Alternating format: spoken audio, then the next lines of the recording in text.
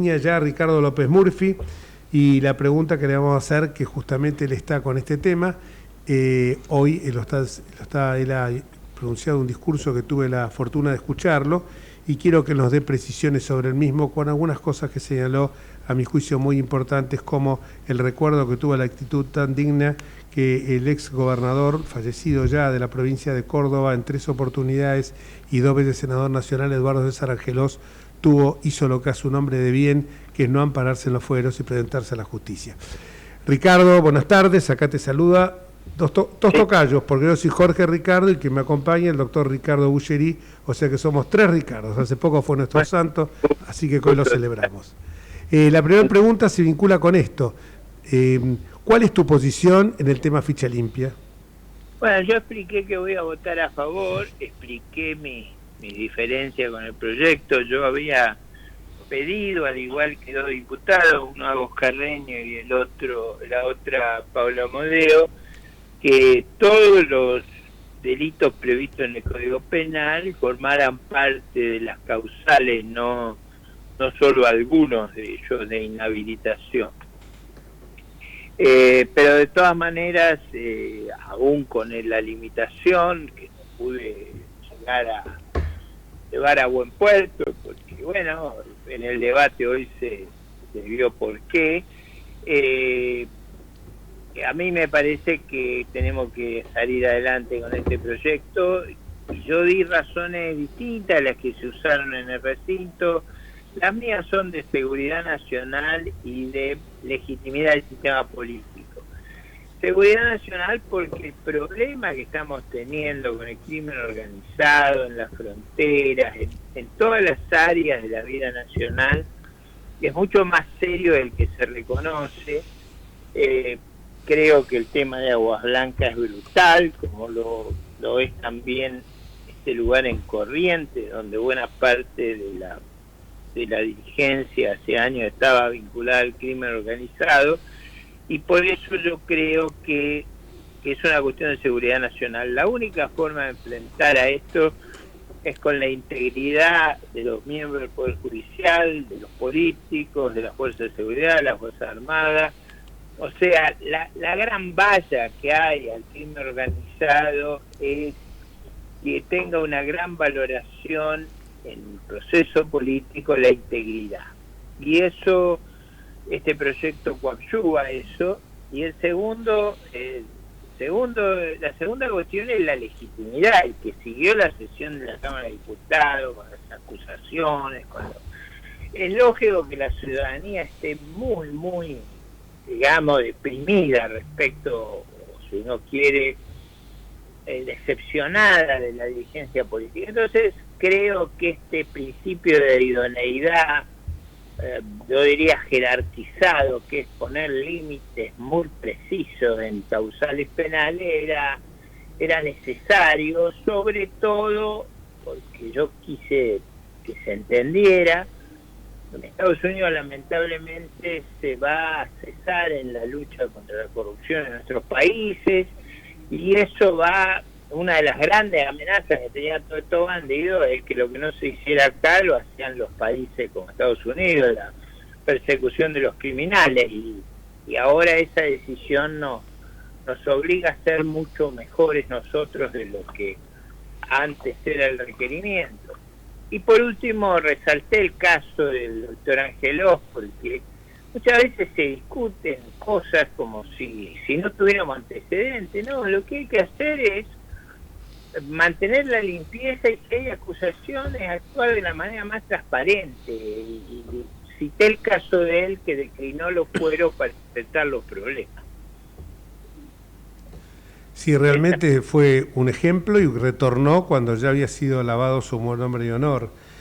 Te saco de tema y te llevo al tema de unas declaraciones un poco desmesuradas. Es el estilo presidencial que alguna gente acepta, que bajar la inflación, terminar con las desregulaciones, en lo cual estamos todos de acuerdo, tener equilibrio presupuestario, no tener déficit fiscal, también todos estamos de acuerdo. Eso justifica que el presidente actúe de una manera absolutamente violenta, generando una agresividad. Y acá me llevo al tema de Domingo Felipe Cavallo, y lo que ocurrió con su hija, que realmente entiendo que ha sido una desmesura en todo sentido. A ver, una tragedia en un régimen político es que no solo se persiga a los que tienen confrontaciones políticas, que ya de por sí no es bueno, sino que además se vincule a los familiares. Esa actitud muy historia en Corea del Norte, en Pyongyang no pueden vivir los familiares de los que alguna vez se enfrentaron al régimen. La idea de sancionar a personas por portación de apellido, por parentesco, en la época de Kirchner y distinguidos oficiales de nuestras Fuerzas Armadas fueron negados el ascenso por el apellido que portaban, ahora se reproduce con este caso, y la verdad que nos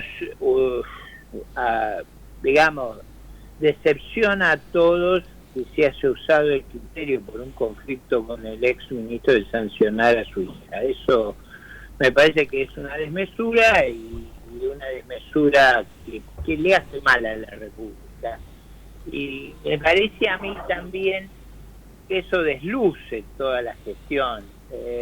Parecerse a los Kirchner en perseguir a las personas por el apellido, por el parentesco, que no es propio de un régimen pluralista y democrático. Así que sin ninguna vacilación yo rechazo, y me produce un profundo disgusto lo que ocurrió con la embajadora Sonia Cavallo. Además queda claro en que un gobierno que pregona a los cuatro vientos que para acceder a la función pública hace falta tener idoneidad y haber llegado por su mérito. Parece que acá el único mérito que habría tenido esta persona, Sonia Cavallo, que creo que es una persona muy, por cierto, tiene una excelente trayectoria, pero parecería que por lo único que la nombró es por ser la hija de Cavallo. Cavallo se porta mal, bueno, hay que... Y además, a ver, primera, las declaraciones o lo que había escrito el doctor Cavallo en su blog personal era una cosa muy menor, era una matización sobre la política económica y cambiaria. La verdad que era una cosa de lo más, digamos, menor en términos de crítica. Pero en segundo lugar, es inconcebible que aceptemos que uno puede sancionar a una persona por parentesco, pero eso lleva a todos los extremos que uno puede imaginar en términos de violación de las reglas republicanas. Por último, quiero decir, yo la conozco bien a la profesora Sonia Cavallo, era profesora en la universidad en Estados Unidos, autora de varios libros, una persona de altísimas calificaciones, y además, yo diría, muy importante para Argentina, una persona muy conocida en Washington, donde era profesora, muy conocida en todos los círculos económicos, políticos de Washington, muy prestigiosa. Creo que fue un error inmenso de hecho esto, más allá del desborde en términos republicanos que censuro con toda la energía. Hoy hubo una cuestión de privilegio que hizo la diputada Alejandra Torres, que es la esposa que era el, digamos, primer secretario de ANSES, ustedes se acuerdan, Giordano, de Osvaldo Giordano, que fue sancionado por los votos de Alejandra Torres, que en realidad, para que ustedes sepan, votó conmigo, que fuimos voto aparte, pero eran votos que hoy mismo los volvería a reproducir, eran mejores que los otros, no iban, votábamos ella y yo el proyecto. A mí me pareció una cosa increíble aquel episodio, como me pareció este. Y hoy Alejandra Torre hizo una cuestión de privilegio muy bien hecha, sobre todo porque conocía muy bien las calidades de Sonia Cavallo y lo que pierde la República, como lo perdió con Osvaldo Giordano. Acuérdense ustedes que además de ser un gran experto en cuestiones de seguridad social, régimen de pensiones, régimen de sanidad pública, Giordano fue muchos años ministro de Hacienda de Córdoba, un hombre de inmensa experiencia, que además descubrió el primer día que se sentó ahí el curro de los seguros, ¿se acuerdan? El de Alberto Fernández. Sí. O sea, un funcionario de primera categoría que fue cesado por el voto de Alejandra, y hoy Alejandra recordó no solo el episodio de Sonia Cavallo, sino el de ella misma, que tiene en la historia del país, desgraciadamente, los episodios de los Kirchner, que fueron muy lamentables. Yo recuerdo varios oficiales de las Fuerzas Armadas negar de altísimas calidades a los que se le negó su ascenso por el apellido que tenían. Seguro. La última pregunta, lo que vos decís es quien critica al gobierno encarna el mal y se le niega hasta su condición de persona, por eso se la trata de rata, lacra, inmunda, basura, insultos que no están reconociendo en el otro, al otro como un ser humano.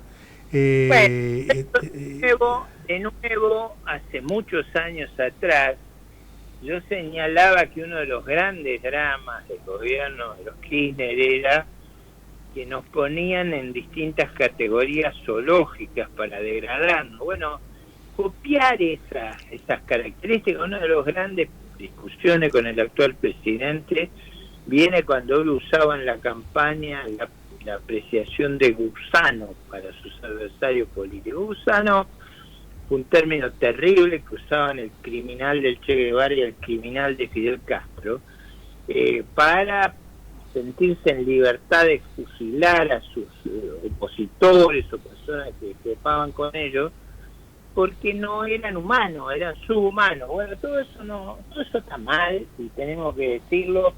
Yo sé que en este momento expresarse con esa claridad que no me expreso es costoso, pero la República necesita que honremos nuestros cargos y que lo hagamos con la mayor claridad y frontalidad posible. Y la última pregunta se vincula que teníamos, tanto para hablar con vos, que es un gusto siempre hacerlo. En estos momentos hay algunos economistas que por supuesto reciben todo tipo de diatribas por parte del gobierno por este pensamiento único que preconiza y quien, como decíamos recién, quien está en contra no merece siquiera escucharse su opinión. Yo veo un riesgo país alto y no veo que haya un flujo de inversiones del resto del mundo hacia la Argentina. ¿Vos compartís esta mirada? La observación, me parece, Jorge, que ese es un indicador mucho mejor que si el tipo de cambio está apreciado o no. El riesgo es 7 veces el riesgo uruguayo. Eso da una idea del problema que tenemos y la clave de una política económica exitosa en la Argentina tiene que medirse en el nivel de exportaciones, en el nivel de empleo formal privado, en el nivel de inversiones. Es muy difícil que eso ocurra con esa tasa de riesgo país y ahí es donde hay que concentrar el esfuerzo para abatirla y probablemente eso requiere no buscar éxitos inmediatos, sino llevar a una trayectoria muy clara nuestra capacidad de honrar la deuda pública. Dicho en otros términos, nosotros no necesitamos pedir deuda para reponer nuestras reservas. Nosotros las tenemos que comprar las reservas y cuanto antes nos demos cuenta que no es endeudándonos adicionalmente el camino que tenemos que seguir, mejor va a ser para nuestro futuro. Muchísimas gracias, Ricardo, como siempre muy claro, y bueno, esperemos que salga ficha limpia. No, va a salir, yo creo que los votos normalmente uno está pensando y ojalá... Sí, pero la vez pasada hubo algún transfugismo ahí de gente que a la hora que primero que no se presentó del oficialismo mismo. Yo creo que eso no va a ocurrir. No creo que tengamos ese problema, para poder ser sincero. Pero bueno, estamos en esta... Nunca hay que hay que dar por realizado eso hasta que se termine. Seguro, y esperemos que después el Senado también lo apruebe, ¿no? Así es. Un abrazo gigante y como siempre a tu disposición. Gracias, Ricardo.